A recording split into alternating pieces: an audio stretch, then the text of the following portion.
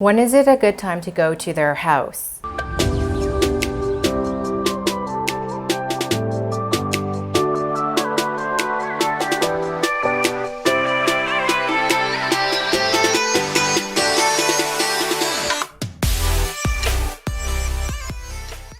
Hi, if you don't know who I am, I'm Sindy V King. I'm a creator of Calling My King. I help transform women to create lasting love through Vedic astrology, neuroscience, and transactional analysis so that she becomes the queen of love. And today we're going to be specifically talking about when is it actually a good time to go at his house.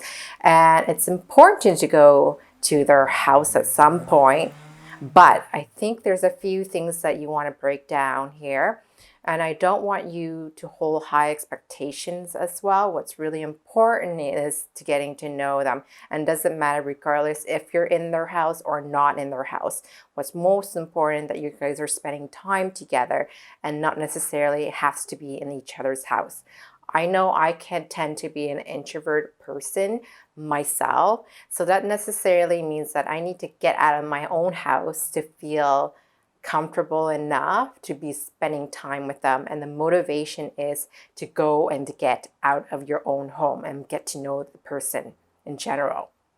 Okay, so if you decided to go to his house and for he invited you or you made a decision that you want to go to, I really want you to tune in here that you are comfortable with it, right?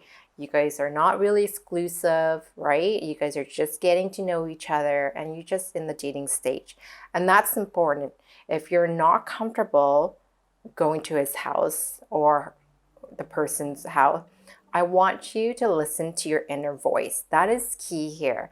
What's most important is listening to your inner voice. So let me repeat that one more time. So you got to listen to your inner voice. Otherwise, you're missing out the whole thing about being feminine. I said maybe just even being in tune. We're both masculine and feminine, but I want you to listen to your inner little girl. If that doesn't feel comfortable, you don't have to be there, right? There's certain times that he might have to go get something in his house, and that's totally fine. You can just sit in the lobby or wait at the door, and you don't need to be invading his space, right? And if it's not tidy, it's not ready to be hosted with anybody, I wouldn't push it, honestly, because it's going to disappoint you. He might not even have toilet paper if that's the case, or like, he might not even have clean sheets for you. I'm making really light of the situation, but what I'm trying to say to you, you're not missing out a lot. Eventually, you do want to go and see his house and see what his lifestyle is. Why is that really important? So that you guys eventually, if you guys are serious and you want to see that you're compatible in the cleanliness or even the sense of style. I love interior design, and that's my biggest thing. So, and maybe you can find some clue about who he is, because inside your home is the most comfortable place that you go hide out, you relax, you chill out, and those are important to you. I want to make sure at the end of the day that you're safe. The best time to go to his house, if there is like a group party, even like a barbecue or even game day or something or you're watching a sport and all his friends are there, those are the great opportunity to actually connect with his inner circle. And let me tell you something. Here's my biggest secret without being ghosted. He can't ghost you if he's introducing you to your inner circle. So let me repeat that again. He's not going to ghost you if he's introducing you to his inner circles. It's really hard when people are in that sort of space because you get to know his friends or his family or even like whoever he is close to. You're going to get to know them and you get to see his space and the living space. That is the best time to go. So go on a group date, like if you're coming over. That's absolutely feels right. But I really want you to go, if you're going to go into his home, I'd rather make sure that you're going during the daytime and it's comfortable for you. If there's kids are involved, I really want you to be cautious with that, because if you're just getting to know them, honestly, like them introducing you just as a friend, it's not really a space that where you might end up eventually being serious, and it could be very confusing for the kids and stuff. And it depends on what age of the kids as well. And I think I have broken down this in another video, so definitely you want to watch that about when is the best time to introducing kids in a relationship. But what's really most important here, at nighttime is very like a time where we kind of wind down, and that's not really a best time to go and see his place for the first time. You understand? You want to be able to see it during the daylight. You can see a lot of things in there and enjoy your space together. Right. So, and I think that's really important. But if you're like a type of person, he's just need to go and grab something really quickly and you guys are still getting to know, like I was mentioning earlier to you, wait in the lobby, go ahead, wait in the car, wait outside. You don't need to be in there. You don't need to intrude that space. And you just say it nicely and be like, I'm happy just to wait out here. I'll let you grab whatever you need to grab. And he's obviously testing you right there if you're like willing. If he's going to make a move on you, do it publicly. If he's kind of shy away, like how showing your affection, maybe it is a possibility he might shy away, but at some point you guys need to make that move. And I want you to watch my video about how long does it take to actually commit to somebody, and that could take hours, right? Like a couple hours to feel comfortable. I can say it's more than 20 hours for them to even like to get to know you and feel comfortable and be able to put on the move. But what's really important here is like you are comfortable and they are comfortable.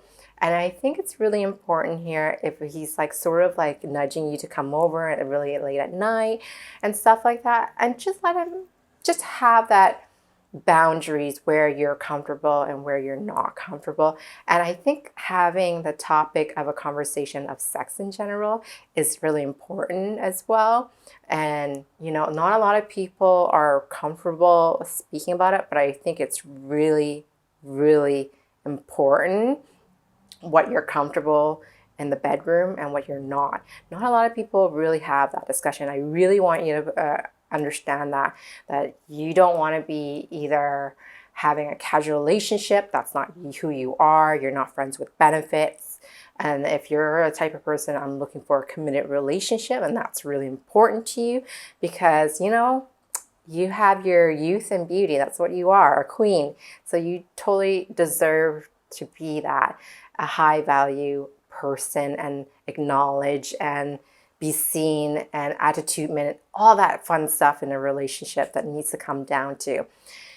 How soon is too soon? Honestly, when you're ready. Honestly, there is no like, you should do it on the first date, you should do it on the second date. Honestly, if it comes out naturally, like, hey, what's your view of relationship or the type of relationship or what kind of relationship you perceive yourself? Even talk about what is your sexual, comfortability as well. I don't have a problem you going to his house on the first date, and that's totally fine. But what's really important that you set the ground rules, that you feel safe and you feel like it's this situation that you're putting yourself into is not going to be the last time that you ever either try to find love. I have seen it in my program. The women are saying like it's too scary, and that was the it of it. And I really got discouraged of dating in general. I think what men really value is holding up those standards, and they're like, oh, I know where she stands for and what she's like, right? So, and I think that's really important and key here to have that conversation at the end of the day with yourself. And that's even sometime writing it out in the journal. It's ideally, and having that vision for yourself that this is what I want. And these are my non-negotiables, and there's a reason why it's there. Anyways, I love to have you share some of your journeys, your story, your datings and stuff like that. Comment down below. By the way, I also noticed that you might have not subscribed yet. You definitely want to do that. I also created a membership group. so that you can go and join there specifically, so you have a clear understanding where you want to be the next relationship. I give you like a full-on video of like breaking down certain tactics or even techniques or even tips. That's a little bit longer than what I can actually achieve here in this video. All right, thanks for joining me. I'll see you in the next video.